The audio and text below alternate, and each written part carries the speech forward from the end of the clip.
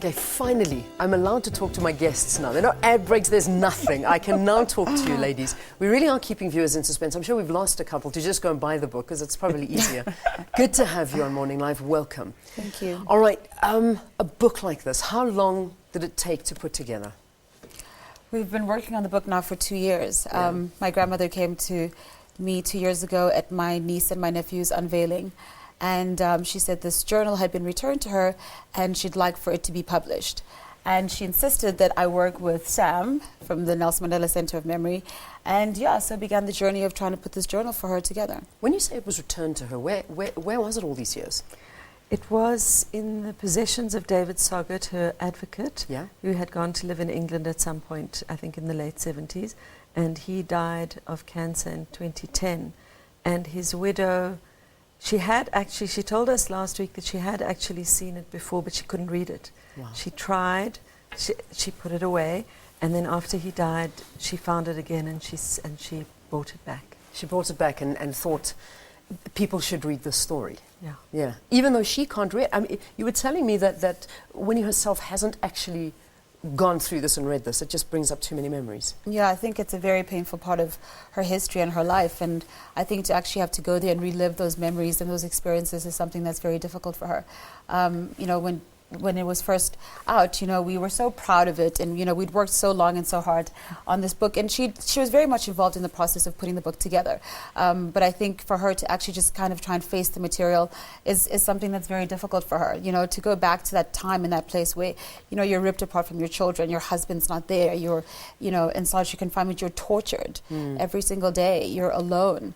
You're afraid. You think about maybe taking your life, ending your life, because you'd rather that than have to go through this. But your determination for the struggle and your fight is so much bigger than you, essentially, and your will to live.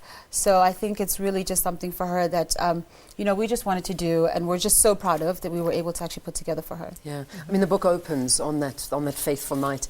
I think we've read it a couple of times, and in fact, I know when the book was launched, that was when we were doing the news story. That's what we used on a freezing cold winter's morning. Some hours before dawn on the 12th of May 1969, security police arrived at the Soweto home of Winnie Mandela and detained her in the presence of her 2 younger daughters. I mean, that has to scar anybody for the rest of their lives when an event like this happens. So the title, 491 Days. Let's talk about that. Let's get into this. Well, firstly, we decided, Swati and I, to include letters because we tried to imagine what it was like for her and her husband to both be in prison and not know what was happening to the children. In a letter that Madiba wrote to her at the end of the whole saga, he said, "Congratulations for serving 491 days. He had actually calculated it. Wow. So he gave us that title. And we thought it worked perfectly because when it's put like that, it's a long time. Yeah, it is a very long time. To be in solitary confinement, to be away from your family, from your children, from everybody you know. What type of emotions, Swati, did it bring out in you? I mean, this is your grandmother we're talking about. Leanne, I think the first time the manuscript was handed back to me, and you know, Sam and I went through it, and we transcribed the entire manuscript. Initially, I just was looking at it from an editor's perspective, so I didn't actually really kind of engage with the material. And then the second time, I actually sat for 48 hours, and I really sort of took it in.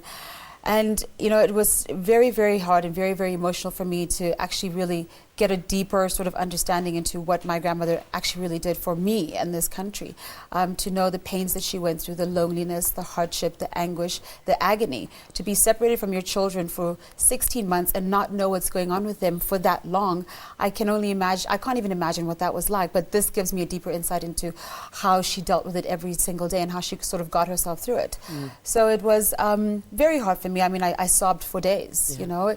My sister who read it called me and she was like, "Swati, I'm just crying," you know. So it is very, very difficult for us. But for me, I just think that, you know, this is a story that I'm so proud to tell. And I think for women in this country to be recognized for their struggle, their contribution, especially in Women's Month, is something that's really important for this country. Yeah. Well, you talk about Women's Month, and it's quite ironic that this book was already ready in June, but you delayed the release of it for Women's Month to celebrate women, and what an amazing woman to celebrate, and a life like this. So did Winnie know the book was ready or not really? Well, she kind of did, but we didn't want to show it to her because the plan was to launch it in August for Women's Month.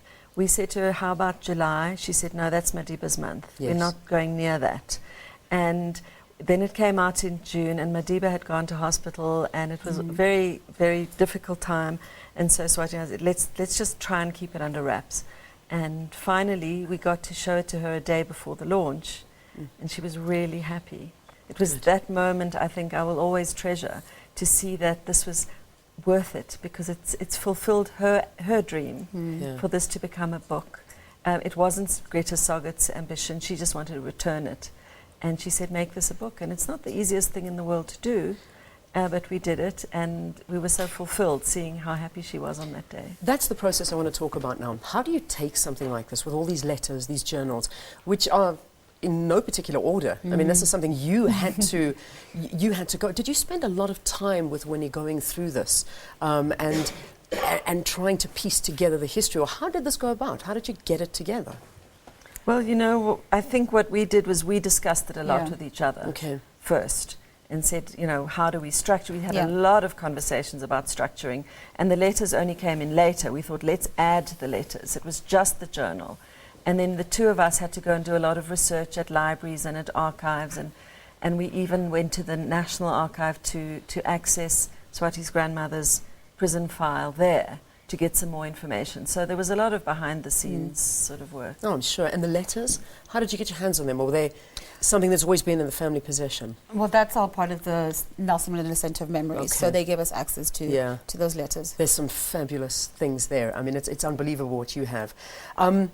Winnie also talks very much so and affectionately about her children, Zenani and Zinzi. I know I've asked you, it was difficult for you to go through this, but some of the stories that perhaps you read in the journals, had your mother already told you about these? Had you heard about them in the family, or were you reading about things for the very first time? Well, there's a lot of stuff that I was reading for the first time. I mean, this is very much a part of my mom's life that she doesn't want to talk about. And even when we started the journey of the book, and I was so excited to sort of say, Mom, you know, guess what we've discovered and guess what's been returned to Big Mommy, she just kind of was like, oh my God, like I'm actually going to have to face that part of my history. So, you know, I think this is a conversation that as a family we'd never really had before. We know that it's there, we know that it happened, but in terms of the detail and the depth of what they went through, it's not something that we had talked about as a family before. So even for my mom, I mean, she hasn't actually even touched the book yet, because it's just really difficult for her to go there and for her to actually even know what her mom went through those 16 months when she wasn't with her and my aunt. So for all of us, I think it's fresh, it's new, and it's something that we are still having to sort of engage in and sort of embark on. So. Ladies, I've loved talking to you. I just looked at the time. It's 3 minutes to 8. That's bad. In television terms, that's bad. Time is bad.